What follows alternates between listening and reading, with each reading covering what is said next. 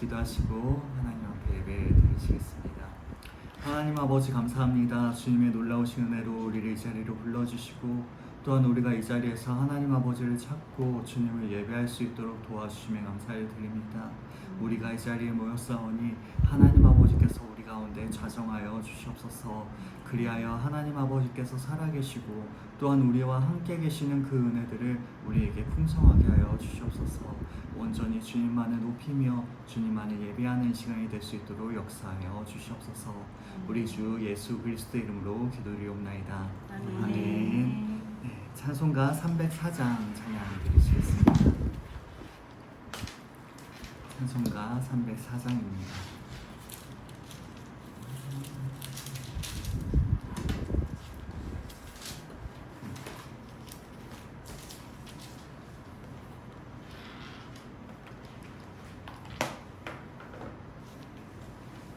찬송가 304장.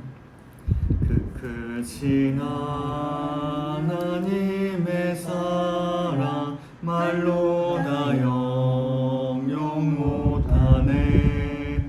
저 높고 높은 별을 넘어 이 낮고 낮은 땅 위에 죄범한 영혼 구하려 그 아들 보내사 화목제물 삼으시고 죄 용서하셨네. 하나님 크신 사랑을 증량 다 못하네. 영원히 변치 않는 사랑 성도여 찬양하세. 괴로운 시절 지나가고 땅 위에 영화제 할 때 주 믿지 않던 영혼들은 큰 소리 외쳐 울어도 주 믿는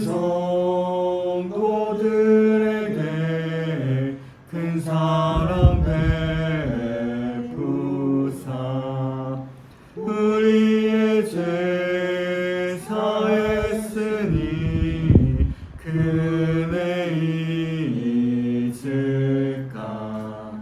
하나님 크신 사랑을 증량 다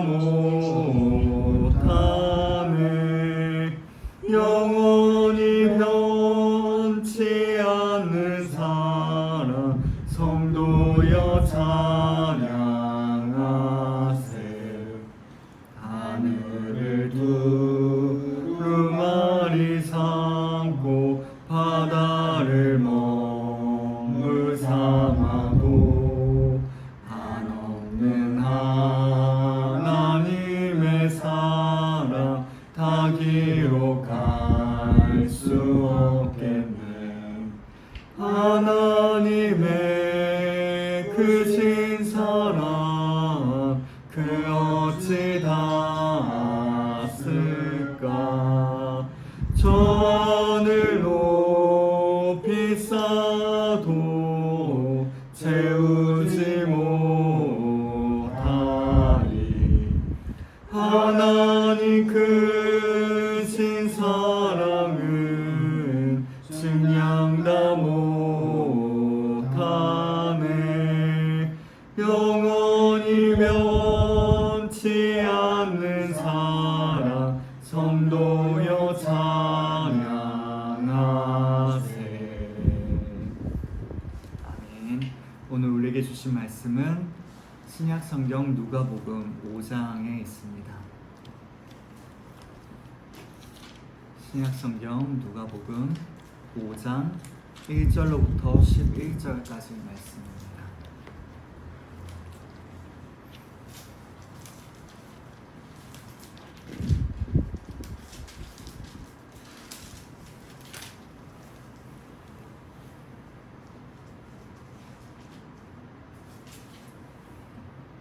누가복음 5장 1절에서부터 11절까지 말씀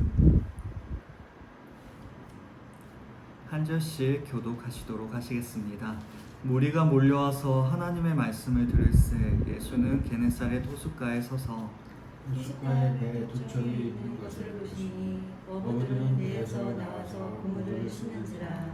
예수께서 한 배에 오르시니 그 배는 시몬의 배라. 육지에서 조금 떼기를 청하시고 앉으사 배에서 무리를 가르치시더니 말씀을 마치시고 시몬에게 이르시되 깊은 데로 가서 그물을 내려 고기를 잡으라. 시몬이 대답하여 이르되 선생님, 우리들이 밤이 새도록 수고하였으되 잡은 것이 없지만은 말씀에 의지하여 내가 그물을 내리리이다 하고 그렇게 하니 고기를 잡은 것이 심히만은 그물이 찢어지는지라. 이에 다른 배에 있는 동무들에게 손짓하여 와서 도와달라 하니 그들이 와서 두 배의 채움에 잠기게 되었더라. 시몬 베드로가 이를 보고 예수의 무릎 아래 엎드려 이르되 주여 나를 떠나소서 나는 죄인으로 소리라 하니 이는 자기 및 자기와 함께 있는 모든 사람이 고기 잡힌 것으로 말미암아 놀라고 세베대의 아들로서 시몬의 동업자인 야고보와 요한도 놀랐습니다. 예수께서 시몬에게 이르시되 무서워하지 말라. 이제 후는 내가 사람을 취하리라 하시니 함께 읽겠습니다. 그들이 배들을 육지에 내고 모든 것을 버려두고 예수를 따르니라. 아멘.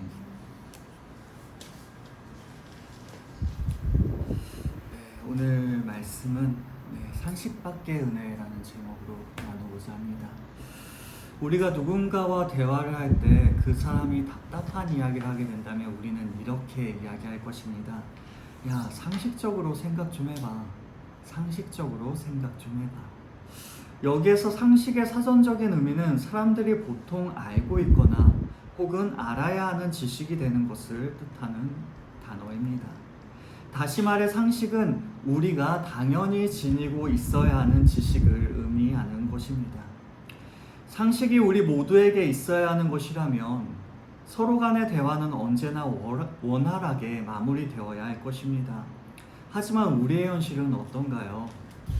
현실에서 대부분은 또는 수많은 경우에는 의견의 차이를 좁히지 못하고 심지어는 서로 대립하는 상황으로 그 이야기가 마무리되곤 합니다. 이는 상대방이 상식적으로 생각해보지 않았기 때문이 아닙니다. 상대방도 분명히 상식적으로 생각해보려고 노력을 했을 것이 분명합니다. 그럼에도 문제가 생기는 것은 상식은 상식인데 그것이 우리 모두의 상식이 아니라 자기 자신만의 상식이라는 데에 있습니다. 사람이라면 누구나 상식의 기준을 자기 자신이 정하고자 하는 것입니다. 그리고 그러한 상식에 다른 사람들도 동의해 줄 것이라는 착각으로 인해 서로 간에 메울 수 없는 차이를 만들어내고 마는 것입니다. 하나님과의 관계에서도 마찬가지입니다. 나의 생각, 나의 상식으로는 분명 이러한 것이 맞는데 우리의 상식으로는 하나님의 일하심을 이해하기조차 쉽지가 않습니다. 하나님께서는 그러한 상식으로 우리를 다루지 않으시기 때문입니다. 언제나 우리의 상식 밖에서 일하시는 분이 바로 우리 하나님이십니다.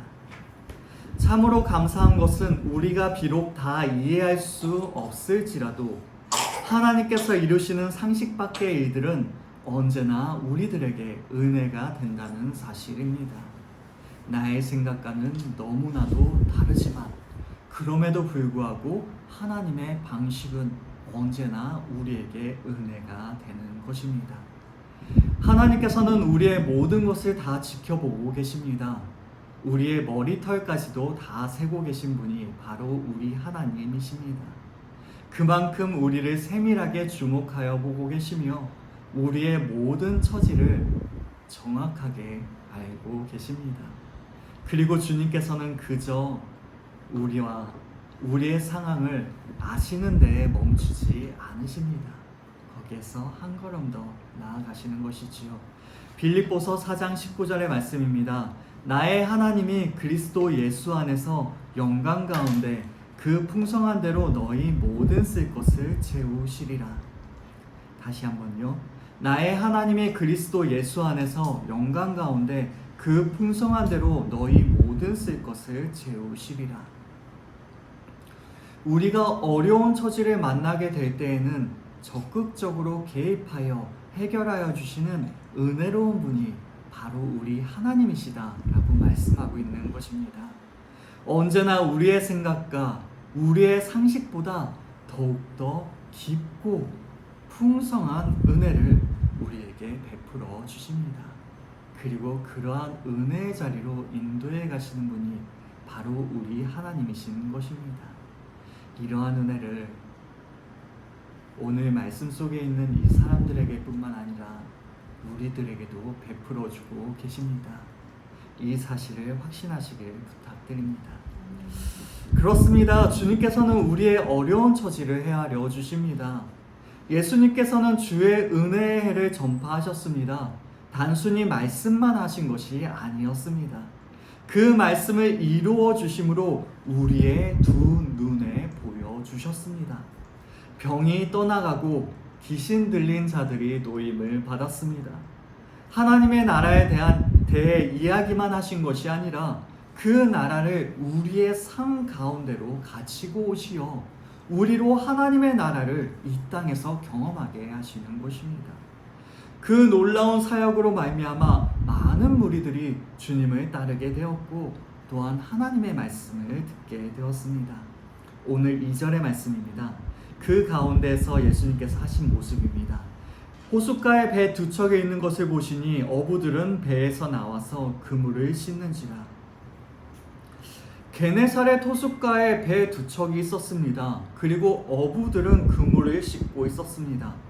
어부들이 이미 배에서 나왔고 그물을 씻고 있었다는 이 사실은 바로 그들이 고기 잡는 일을 이제는 끝내고 배를 정박시키고 집에 들어갈 준비를 하고 있었다는 사실을 우리에게 말씀해 줍니다. 고기잡이의 일정이 마무리되고 있었던 것입니다. 그때 주님께서 그들을 보십니다. 사실 그들은 밤이 새도록 수고하였습니다. 하지만 한 마리의 고기도 잡지 못했습니다. 그저 가지고 나갔던 그물들을 정말 열심히 사용했지만 그 결과는 얻지 못하고 단지 그 그물을 씻고만 있었을 뿐입니다.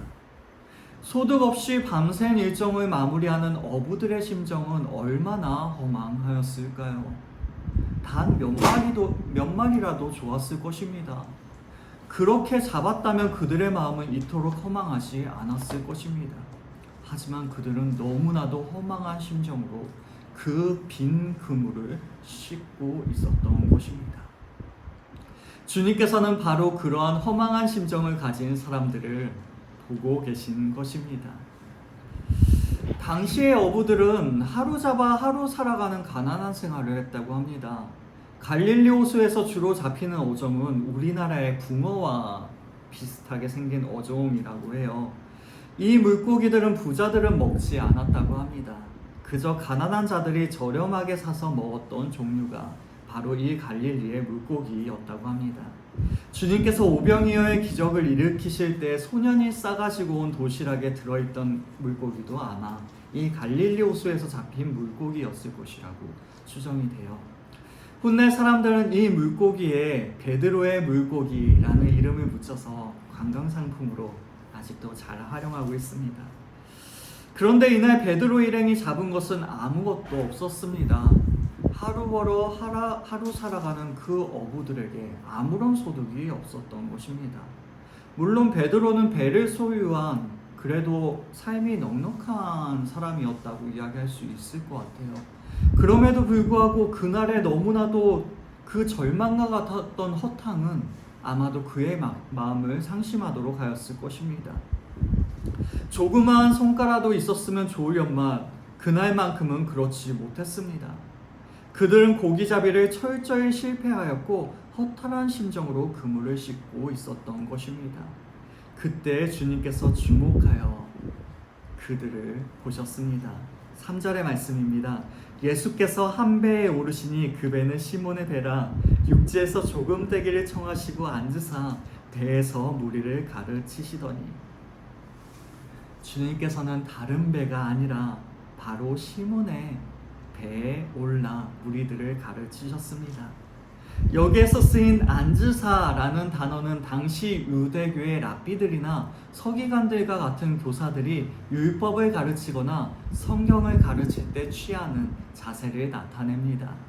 즉 주님께서는 발 디딜 틈도 없이 밀려 들어오는 무리들을 보다 효과적으로 가르치시기 위하여 시몬의 배에 오르셨던 것입니다. 시몬의 배는 시몬이 사용했을 때 고기 잡는 배였어요.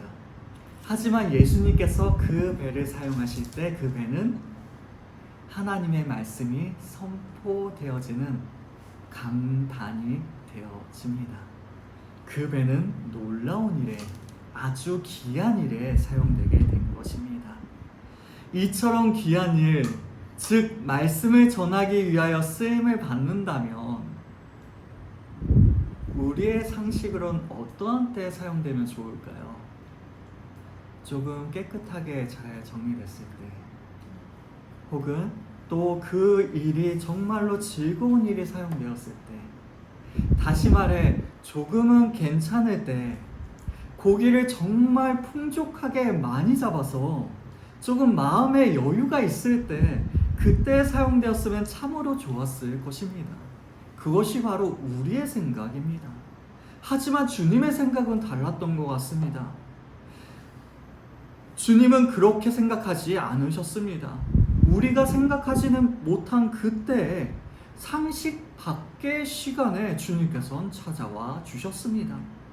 실패하고 허망한 심정으로 그물을 씻고 있을 때 주님께서는 그들을 보시고 그들에게 찾아와 주셨던 것입니다.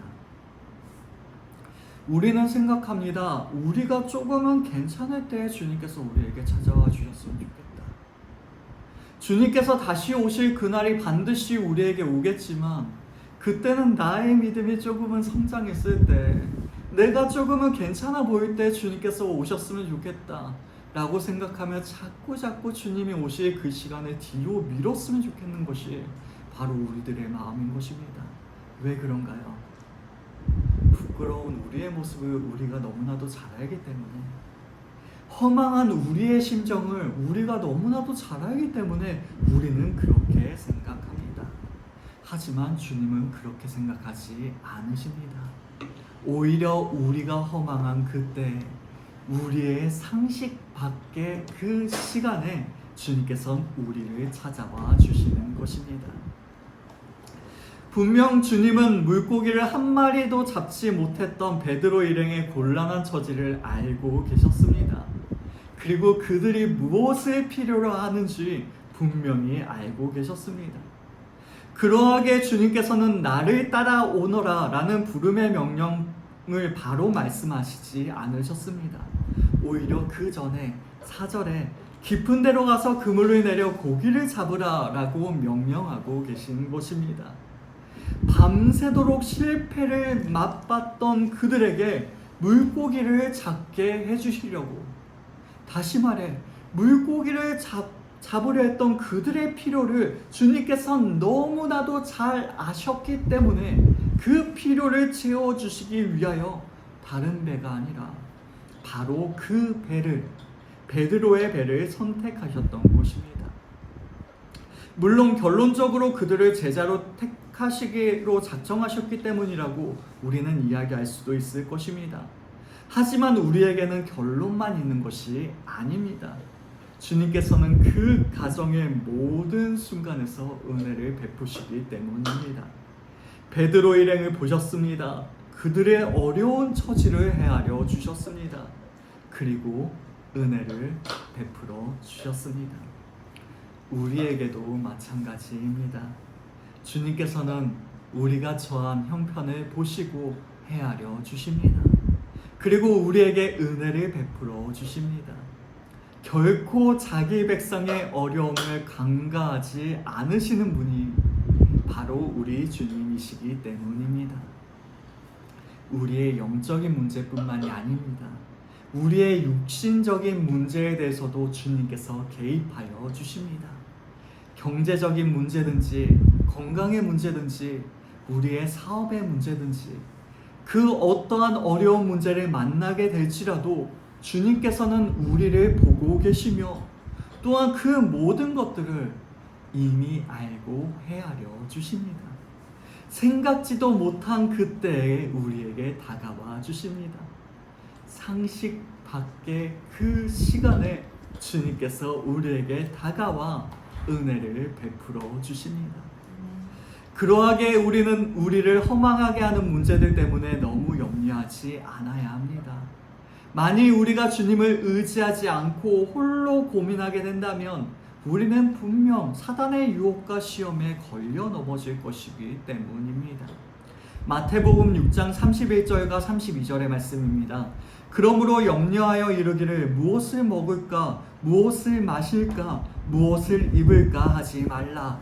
이는 다 이방인들이 구하는 것이라. 너희 하늘 아버지께서 이 모든 것이 너희에게 있어야 할 줄을 아시느니라. 다시 한번요. 너희에게 있어야 할 줄을 아시느니라. 우리를 위하여 자기 목숨까지 아끼지 않고 주신 그분께서 우리의 필요를 알고 계십니다.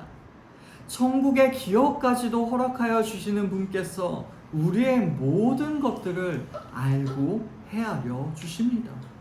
주님께서 아시는데 우리에게 염려할 것이 있겠습니까? 그러므로 우리는 모든 상황 속에서 주님께서 우리를 바라봐 주심을 기억합시다. 허망한 심정으로 낙심할 때에도 우리가 생각지도 못한 그 상식 밖의 시간에도 주님께서 우리에게 다가와 주심을 신뢰합시다. 믿음으로 주님을 더욱 의지합시다. 그리할 때 주님께서 우리에게 필요한 것들을 풍성하게 공급해 주셔서 우리의 어려운 문제들을 완전히 해결해 주실 줄로 믿습니다.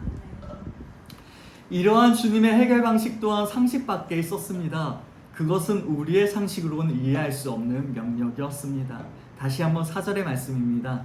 말씀을 마치시고 시몬에게 이르시되 깊은 데로 가서 그물을 내려 고기를 잡으라. 오전에 바다 깊은 곳은 고기가 잡히지 않는다는 것이 어부들의 상식이었다고 합니다. 설령 그곳에 있다고 하더라도 고기가 다니는 길을 누구보다도 잘 알았던 베드로 일행이 벌써 밤새도록 다 뒤져보았습니다. 그럼에도 아무런 소득이 없었습니다. 다시 말해 예수님께서 가르쳐 주시는 방법은 어부들의 상식으로는 따르기 힘든 명령이었습니다.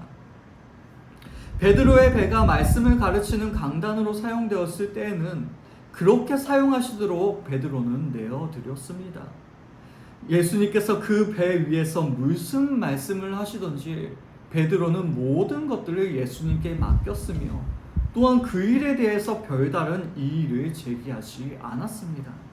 하지만 그 배가 다시 고기잡이 배로 돌아가게 되었다면 그것은 베드로의 것이 됩니다.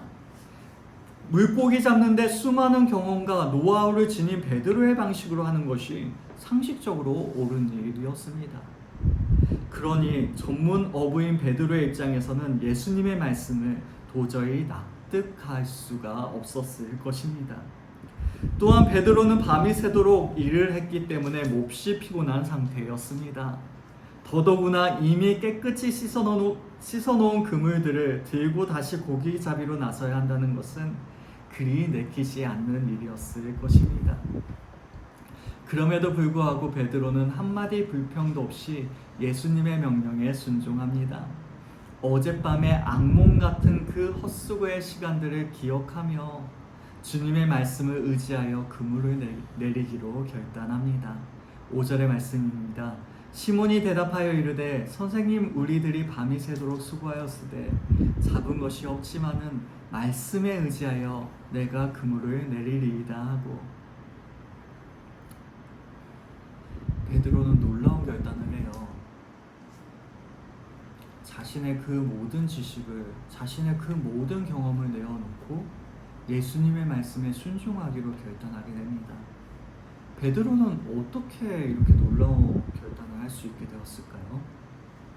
그것은 아마도 자신의 배 위에서 예수님께서 선포하신 그 말씀을 들었기 때문에, 그 말씀이 너무나도 능력 있는 말씀임을 그는 깨달았기 때문에 그 말씀에 순종하기로 결단하였던 것이 베드로의 모습이었던 것입니다. 베드로는 자신의 배 위에서 가르쳐 주시는 예수님의 말씀을 주의 깊게 들었습니다. 그리고 그는 예수님의 가르치심 속에 어느 가르침과는 비교도 할 수 없는 권세와 능력을 발견하게 되었습니다. 예수님의 말씀에 건세가 있고 참된 진리라는 사실을 그는 깊이 깨달아 알게 되었던 것입니다. 이러한 말씀에 대한 감동은 베드로로 하여금 순종의 자리에까지 나아가도록 하였습니다. 말씀에 의지하여 라는 베드로의 표현뿐만 아니라 1절의 말씀을 들을세, 그리고 4절에 말씀을 마치시고 라고 반복되어진 말씀이라는 이 단어에 의해서 이 사실이 우리에게 전달되어집니다. 말씀에 대한 믿음은 상식 밖의 시간에 찾아온 예수님을 그 예수님께 순종하게 하였습니다.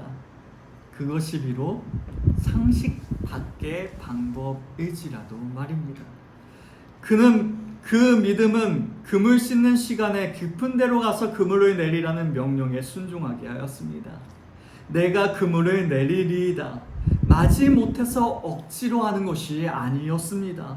적극적으로 순종하겠다는 것이 바로 베드로의 고백이었던 것입니다. 마치 다시 사용하기 위하여 씻겨졌던 그물처럼 그날의 악몽과 같은 실패와 그를 사로잡았던 허망한 마음은 다른 그 어떠한 것이 아니라 하나님의 말씀으로 인하여 깨끗하게 씻겨졌던 것입니다. 다시 사용되어질 수 있도록, 다시 한번 힘을 낼 수 있도록, 다시 한번 순종의 자리로 나아갈 수 있도록 그의 마음은 새롭게 되었던 것입니다. 무엇으로요? 말씀으로 인하여. 말씀에 의지하여 순종의 자리로 나아가게 된 것입니다.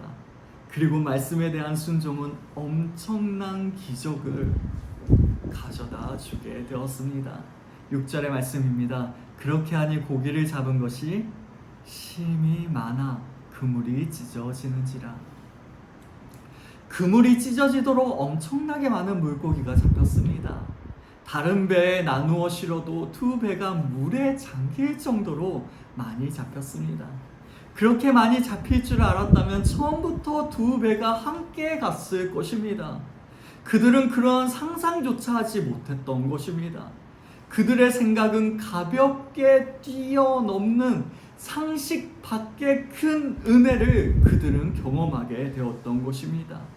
이것이야말로 주님의 말씀에 순종하는 사람들에게 주어지는 하나님의 놀랍도록 풍성한 축복입니다.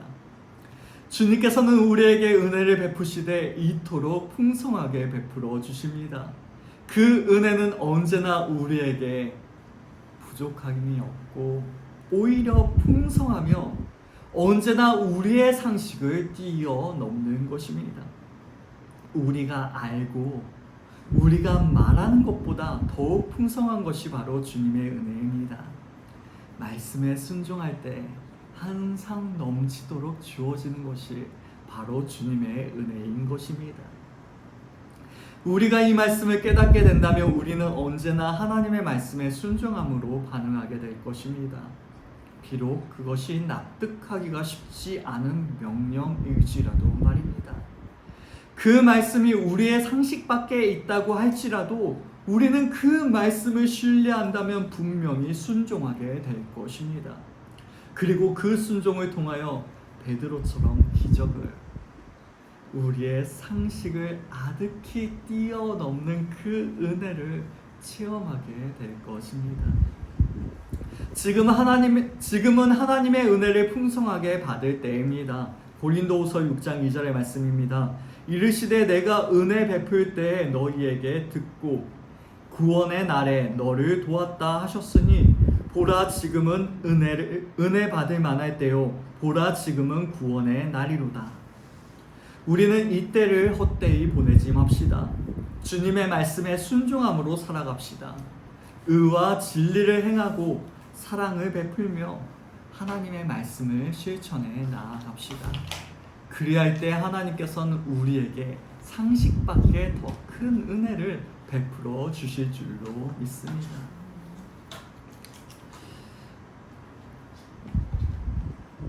우리의 생각으로 하나님을 제한하는 것이 얼마나 어리석은 일인지를 우리는 깨달아 알아야 합니다. 하나님께서는 언제나 우리의 생각을 넘어서시기 때문입니다.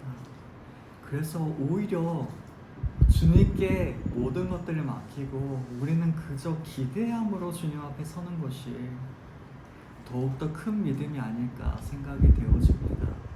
나의 생각으론 도저히 해결 방법이 없지만 나의 생각으론 이미 모든 일이 끝났고 이미 그물을 씻어 모든 것들을 정리하는 순간이지만 그때에 주님께서는 시작하고 계신 일들이 분명히 있습니다. 그 사실을 바라볼 때 우리는 더욱더 주님을 신뢰하고 또한 더욱더 주님을 의지할 수 있겠죠. 우리의 생각으로가 아니라 하나님의 말씀으로, 그 말씀을 의지함으로 더욱더 주님께 순종하는, 그리하여 더욱더 큰 은혜를 누리는 우리 모두가 될 수 있길 주님의 이름으로 축원합니다. 이처럼 주님은 베드로의 필요를 채워주셨습니다. 그의 영적인 문제뿐만 아니라 육적인 필요까지도 모두 다 채워주셨습니다.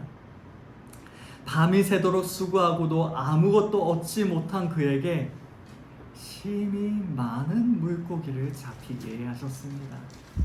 그토록 물고기를 잡고 싶어 했던 그에게 정말 감당하기도 쉽지 않을 만큼 많은 물고기를 잡게 하여 주셨던 것입니다.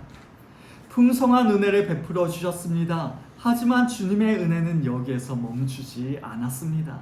8절의 말씀입니다. 시몬 베드로가 이를 보고 예수의 무릎 아래에 엎드려 이르되 주여 나를 떠나소서 나는 죄인이로소이다 하니, 베드로는 주님의 무릎 아래에 엎드렸습니다. 다른 사람의 무릎 아래에 엎드리는 것은 자기의 자존심을 포기한다는 의미입니다. 또한 상대방을 자신보다 더욱 높은 사람으로, 더욱 큰 사람으로 공경한다는 의미입니다. 유대인들이 하나님께 기도하는 자세가 바로 이러한 자세이기도 했습니다. 또한 고기 잡기 직전에 그는 예수님을 선생님으로 불렀습니다. 하지만 예수님을 이제는 주여라고 부르고 있습니다. 예수님께서 하나님만이 하실 수 있는 일을 행하시는 분이심을 그는 깨달았던 것입니다. 그리고 의외의 고백을 하게 됩니다. 만약에 예수님이 이렇게 고기를 잘 잡는 분이시라면 사람의 생각으로는 어떤가요? 예수님의 손을 덥석 잡으며 예수님 저랑 동업합시다. 우리 진짜 떼부자 될 것 같아요. 예수님 나와 함께 합시다 라고 이야기할 것 같아요. 하지만 베드로는 의외의 고백을 하게 됩니다. 나를 떠나소서 나는 죄인이로소이다. 베드로는 예수님의 가르치심과 기적을 경험하게 되었습니다. 자신의 온몸으로 그 일들을 체험하게 되었습니다. 이를 통해 예수님이 누구이신지를 알게 되었습니다. 그 예수님은 거룩하신 분이셨습니다. 반면에 자기 자신은 하나님 앞에 너무나도 부끄러운 죄인임을 분명하게 인식하게 되었습니다.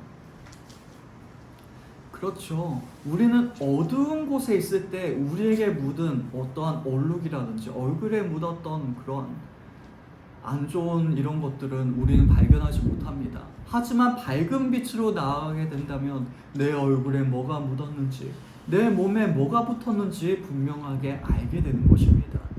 다시 말해 베드로는 이토록 빛과 같으신 예수님 앞에, 그토록 거룩하신 예수님 앞에 자신이 서게 되었을 때 자기에게 얼마나 얼룩이 많고 흠이 많은지를 그는 깨달아 알게 되었던 것입니다. 그래서 예수님께서 바로 자기의 곁을 떠나주실 것을 강력하게 말씀드리고 있는 것입니다. 혹여나 나의 이 더러움이 그토록 거룩하신 예수님께 해가 될까봐 누가 될까봐 그는 자기 자신을 떠나달라고 이야기하였던 것입니다. 이렇게 주님의 위대하신가 자기 자신의 죄인됨을 아는 것이 하나님의 참된 은혜입니다. 모든 사람들이 주님이 베푸신 기적적인 일임을 보고 놀랐습니다. 9절의 말씀입니다. 이는 자기 및 자기와 함께 있는 모든 사람이 고기 잡힌 것으로 말미암아 놀라고, 사람들은 그저 놀랄 뿐이었습니다. 주여 나는 죄인입니다. 나를 떠나소서라고 고백하는 사람은 베드로뿐이었어요. 하나님께서 아무리 놀라운 일들을 보여주실지라도 내 자신이 얼마나 죄인인지 깨달아 아는 사람은 많지가 않습니다. 오히려 그저 나는 괜찮게 살아갈 뿐이다, 나는 죄인이 아니야 라고 살아가고 싶은 것이 바로 사람의 마음인 것입니다. 하지만 하나님께서 우리를 비춰주실 때 그 은혜 가운데 머무는 사람들은 분명 자신이 죄인임을 깨달아 알게 됩니다. 마치 베드로처럼요. 베드로 또한 다른 사람들처럼 놀랐습니다. 하지만 그는 놀랄 뿐만 아니라 그 기적을 베푸신 분의 무릎 아래에 엎드렸습니다. 마음의 초점을 주님께 맞추었습니다. 우리도 주님의 기적과 표적을 볼 때가 있습니다. 또 주님의 은혜로 말미암아 병고침도 받고 사업에 형통할 때도 있습니다. 그런데 우리는 주님께서 주신 은혜의 선물만을 중요하게 여기고 정작 그 은혜를 주신 주님께 우리의 신앙의 초점을 맞추지 못할 때가 너무나도 많습니다. 이와 같은 일은 주님께서 원하시는 일이 아니었습니다. 주님께서는 자신이 어떠한 분이신지 우리들이 알기를 원하고 계십니다. 우리들이 회개하고 주님의 무릎 아래에 엎드리기를 주님께서는 기다리고 계십니다.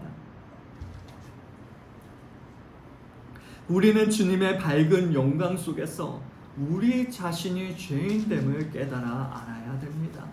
그리고 그로 인하여 주님을 높이고 우리 자신을 낮추게 됩니다. 이러한 자세가 주님께 은혜 입은 성도들의 참된 자세인 것입니다. 점점 주님을 높이고 자기 자신을 부인하는 승활이 곧 신앙의 성장입니다. 이렇게 겸손하게 주님을 섬길 때 주님께서 우리에게 귀하게 들어 쓰십니다. 더욱 풍성한 은혜의 길로 인도해 주십니다. 우리는 이 사실을 잊지 않아야 합니다. 주님만을 높이고 자기 자신을 낮추는 것이 우리의 모습이 되어야 합니다. 이처럼 주님께서는 상식 밖의 시간에, 즉 그물을 씻는 그 시간에, 모든 것이 끝난 것 같은 그 시간에 찾아와 주셨습니다. 그 허망한 시간에 우리가 처한 형편을 보시고 헤아려 주셨습니다. 그리고 상식 밖의 방법, 즉 깊은 곳에 그물을 내림으로써 우리의 필요를 채워주셨습니다. 우리는 단지 말씀에 의지하여 순종의 자리에 나아가기만 하면 됩니다. 그리할 때 주님께서는 상식 밖의 은혜를 허락하여 주십니다. 심이 많아 그물이 찢어지는 두 배가 잠기게 되는 풍성한 은혜를 부어주십니다. 엄청난 기적을 경험하게 하여 주십니다. 이처럼 베드로의 필요는 물고기를 잡는 일이었습니다. 주님께서도 이를 아시고 깊은 데로 가서 그물을 내려 고기를 잡으라고 명령하셨습니다. 그리고 주님은 그 필요를 채워주셨고 풍성하게 하셨습니다. 이토록 은혜를 베풀어 주신 주님 앞에 베드로는 고백했습니다. 주여 나를 떠나소서 나는 죄인으로소이다. 주여 나를 떠나소서 나는 죄인으로소이다. 네, 이걸 다시 한번 강조하려고 지금 이렇게 길게 왔어요. 베드로가 원한 건 무엇이었나요? 주님께서 자신을 떠나시는 것이었습니다. 왜요? 나는 죄인이기 때문에.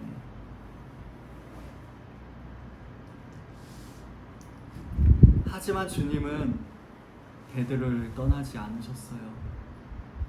오히려 떠난 사람은 베드로였습니다. 11절의 말씀입니다. 그들이 베드로를 육지에 대고 모든 것을 버려두고 예수를 따르니라. 베드로는 자신의 필요가 채워지는 은혜를 경험했습니다. 어부가 가장 원하는 일은 물고기를 많이 잡는 일이죠. 차고 넘치도록 그 많은 물고기를 잡는 기적을 경험했습니다. 하지만 주님을 진정으로 만날 때 자신의 채워진 그 필요마저 버려두고 주님을 따르게 됩니다. 아, 주님 잠시만요. 지금 잡은 이 물고기만 다 처분하고, 이 잡은 거 아까우니까 이것만 어떻게든 해놓고 그 다음에 주님을 따라갈게요. 하지 않았습니다. 자기가 그토록 원했던 그 물고기를 잡고, 그리고는 그 물고기들을 모두 다 버려두고 주님을 따르게 되었습니다. 우리는 우리의 필요가 채워졌을 때 다 이루었다라고 생각합니다. 하지만 주님께서는 우리에게 이렇게 말씀하시는 것 같습니다. 너의 필요보다 더 중요한 것이 있다. 그것은 바로 나와 함께 하는 일이다 라고 말입니다. 분명 베드로의 고백은 가장 정확한 고백이었습니다. 상식 밖의 놀라운 일들을 일으키신 거룩하고 위대하신 주님을 만났을 때 주여 나를 떠나소서 나는 죄인으로소이다 라고 고백하는 것이 바로 참된 죄인의 참된 모습이기 때문입니다. 하지만 우리는 모두 알고 있습니다. 주님께서 우리를 떠나시면 죄인은 절대로 살아갈 수가 없습니다. 베드로의 고백이 정확해 보였어요. 주여 나를 떠나소서 나는 죄인으로소이다. 하지만 만약 주님께서 베드로를 떠나셨다면 베드로는 여전히 죄인으로 그 죽음 가운데 살아갈 수밖에 없습니다. 우리 또한 마찬가지입니다. 어떻게 보면 이것이 겸손인 것 같습니다. 주여 나는 죄인입니다. 나를 떠나소서라고 고백하는 것이 우리의 모습이어야 할 것 같습니다. 하지만 그렇지 않습니다. 주님께서 정말로 우리를 떠나신다면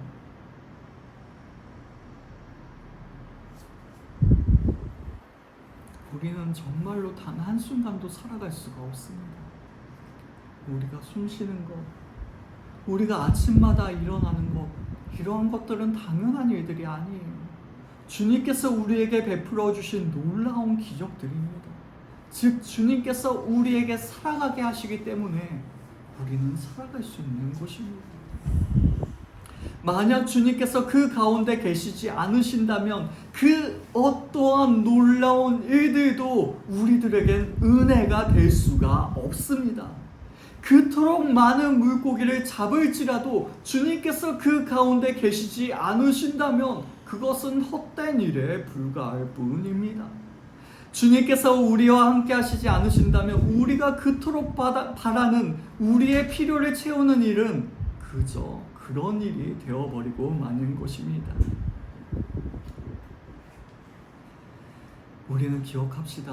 주님께서 우리를 떠나신다면 우리는 살아갈 수 없는 우리는 죄인이라는 사실을 말입니다. 주님을 믿는 우리들은 아마 이렇게 고백해야 될 것입니다. 주여 나는 죄인이로소이다. 나를 떠나지 마소서 라고 말입니다. 다시 한번요. 주여 나는 죄인이로소이다. 나를 떠나지 마소서. 이것이 우리의 고백이 될 수 있길 원합니다. 주님께서는 이러한 우리를 잘 알고 계십니다. 그리고 우리의 생각을 아득히 뛰어넘는 그 은혜를, 상식 밖에 더 큰 은혜를 우리에게 주십니다. 베드로가 원했던 것은 단지 물고기를 잡는 일이었습니다. 그리고 주님이 떠나시는 일이었어요. 그것이 일반적인 사람들이 생각할 수 있는 상식이었습니다. 하지만 주님께서는 그 상식을 더 뛰어넘는 큰 은혜를, 베드로와 함께 하여 주시는 그 은혜를 허락하여 주십니다. 거룩하신 분이 죄인과 함께 할 수 없는 것이 바로 상식입니다. 그러나 주님께서는 친히 그 상식을 깨트려 버리시고 우리와 함께 하여 주십니다.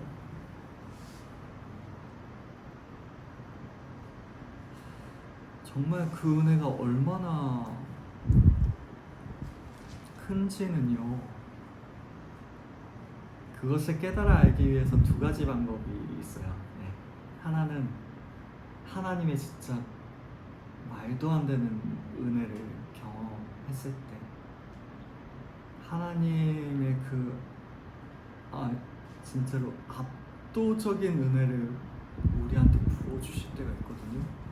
정말로 내가 감당조차도 할 수 없는 그 은혜를 베풀어 주실 때 하나님께서 정말 큰 은혜를 나에게 베풀어 주셨구나 우리는 알게 돼요. 그리고 나머지 하나의 방법은요, 내가 얼마나 죄인인지를 깨달아 알 때 그때 하나님께서 얼마나 큰 은혜를 베풀어 주셨는지 알게 됩니다. 예수님께서 왜 이 땅에 오셨나요? 예수님께서 왜 십자가를 지셨나요?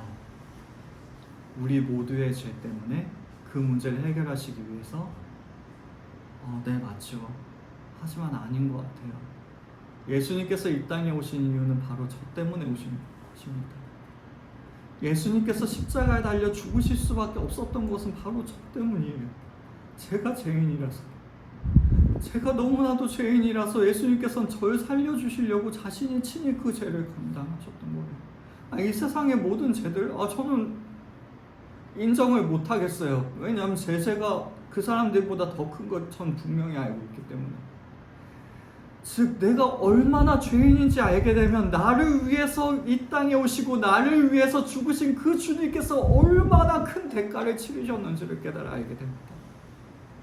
다시요, 우리가 하나님의 은혜가 얼마나 큰 것인지를 알기 위해선 하나님께서 얼마나 높으신 은혜를 우리에게 베풀어 주시는지를 알 때, 혹은 우리가 얼마나 밑바닥의 인생의 죄인인지를 깨달아 알 때 우리는 그 은혜를 알게 되는 것입니다. 즉 우리가 죄인임을 주님 앞에 깨달아 아는 것이 얼마나 큰 은혜이며, 그럼에도 불구하고 주님께서 우리와 함께하여 주시는 것이 얼마나 큰 은혜인지를 우리는 절대로 잊지 않아야 하는 것입니다. 그러므로 우리는 우리에게 은혜를 베풀어 주시는 분이 누구이신지를 기억합시다. 주님을 알고 그분의 무릎 아래에 엎드려 회개함으로 나아갑시다. 나의 상식으로 주님을 제한하지 아니하고 오히려 주님의 말씀만을 의지하는 믿음을 소유합시다. 그것이 비록 상식 밖에 있는 말씀이라도 할지라도 순종함으로 그 말씀을 섬깁시다. 그리할 때 마치 다시 사용되어지기 위하여 씻겨졌던 그 그물처럼 주님께서는 이 죄인을, 이토록 허망한 마음을 가진 이 연약한 자를 주님께서는 씻으시고 새로운 일에 사용하여 주실 줄로 믿습니다. 우리가 생각하는 것보다 더욱더 큰 은혜를, 우리의 상식 밖에 있는 은혜를 허락하여 주실 줄로 믿습니다. 상식 밖의 은혜, 우리와 영원토록 함께하여 주시는 그 은혜를 허락하여 주실 줄로 믿습니다. 이러한 은혜를, 우리의 상식을 아득히 뛰어넘는 주님의 은혜를 누리는 우리 모두가 될 수 있길 바랍니다. 우리가 원하는 것은 무엇입니까? 우리가 바라는 것은 무엇입니까? 주님께 맡깁시다. 그리할 때 주님께서는 놀라운 일들로, 상식 밖의 일들로 응답하여 주실 줄로 믿습니다. 그리고 우리의 생각보다 더욱더 커다란 놀라운 은혜들을 우리에게 베풀어 주실 줄로 믿습니다. 이 사실을 바라보시며 우리의 삶 속에서도 날마다 이러한 은혜들을 충만히 누릴 수 있는, 그래서 날마다 하나님 진짜 제가 어떻게 이렇게 살 수가 있습니까? 하나님 제가 어떻게 이렇게 감당조차 할 수 없는 이토록 놀라운 은혜 가운데 살아갈 수가 있겠습니까? 라고 고백하고 찬양하는 우리의 인생이 될 수 있길 주님의 이름으로 축원합니다. 기도하시겠습니다. 하나님 아버지 감사합니다. 주님의 은혜로 우리가 이 자리에 있고 또한 하나님 아버지의 은혜 가운데 우리가 머물 수 있도록 도와주심에 감사를 드립니다. 우리는 허망한 인생들이지만 주님께서 함께 하실 수 없을 것만 같은 죄인들이지만 그럼에도 불구하고 주님께서 우리를 보시고 우리를 헤아려 주실 줄로 믿습니다. 주여 연약한 우리들을 붙잡아 주시옵소서. 그리하여 우리가 더욱더 주님 앞으로 나아가며 우리가 더욱더 주님의 말씀에 순종하는 자들로 세워질 수 있도록 인도하여 주시옵소서. 그리하여 상식 밖의 시간에 찾아오시는 그 주님을 더욱더 기다리고 기대하는 우리, 상식 밖의 방법을 명령하실지라도 그 명령에 순종하고 아멘으로 나아갈 수 있는 우리, 상식 밖에 더 큰 은혜를 누릴 수 있는 우리 모두의 인생이 될 수 있도록 주님께서 역사하여 주시옵소서. 더욱이 주님께서 영원토록 우리와 함께하여 주신다고 약속하셨음을 우리는 믿음으로 의지합니다. 하나님 아버지 바라옵고 나오니 우리의 모든 삶의 현장 속에서 주님께서 함께하여 주옵시사. 매 순간이 매 시간이 주님께서 나와 함께하여 주시는, 주님께서 나와 동행하여 주시는 놀라운 간증의 시간들이 되어질 수 있도록 주님께서 인도하여 주시옵소서. 그리하여 우리에게 은혜를 베풀어 주시는 아버지의 놀라운 은총들을 날마다 찬양하며 기뻐하며 즐거워하는 우리 모두가 될 수 있도록, 이 자리에 모인 우리 모두가 될 수 있도록, 또한 이 자리에 함께하지 못하였을지라도 우리가 너무나도 사랑하는 그들이 되어질 수 있도록 주님께서 인도하여 주시옵소서. 우리 주 예수 그리스도의 은혜와 하나님 아버지의 사랑하심과 성령 하나님의 교통하심이 이토록 연약한 죄인들을 떠나지 아니하시고 영원토록 함께하여 주시리라 상식 밖의 은혜를 베풀어 주시는 그 아버지의 은혜를 날마다 충만히 누리기를 소망하는 모든 주의 자녀들의 머리 위에, 그리고 이 자리에 모인 모든 성도들의 머리 위에, 사랑하는 가족들과 또한 우리의 직장과 모든 삶의 현장 위에 이제로부터 영원까지 함께 있을지어다. 아멘. 감사합니다.